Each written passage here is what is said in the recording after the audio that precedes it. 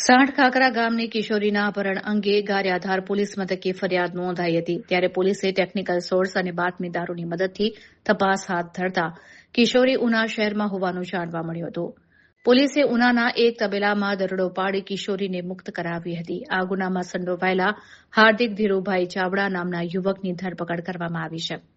આરોપીએ કિશોરીને લલચાવી ફોસલાવી આશરે 8 દિવસ સુધી તબેલામાં ગોંધી રાખી હોવાનું પ્રાથમિક તપાસમાં ખુલ્યું છે. આ સમગ્ર ઘટના દરમિયાન સોશિયલ મીડિયા ઉપર એક વિડીયો વાયરલ થયો હતો જેમાં બંનેના લગ્ન થયા હોવાનું દર્શાવવામાં આવ્યું હતું. જોકે પોલીસ તપાસમાં કિશોરી સગીર વયની હોવાનું સાબિત થયું છે. સગીરાના અપહરણ અને તેને ગોંધી રાખવાના ગંભીર ગુનામાં પોલીસે હાર્દિક ચાવડા વિરુદ્ધ પોક્સો એક્ટ હેઠળ કાર્યવાહી હાથ ધરી છે. પોલીસે આરોપીને કોર્ટમાં રજૂ કરતા તેને જેલ મોકલી આપવામાં આવ્યો છે તો બીજી તરફ કિશોરીનું મેડિકલ ચેકઅપ કરાવી તેને સુરક્ષિત રીતે તેના માતા પિતાને સોંપવામાં આવી છે. ગારિયાધાર પોલીસે ઝડપી કાર્યવાહી કરીને કિશોરીને શોધી કાઢતા પરિવારે રાહતનો શ્વાસ લીધો છે.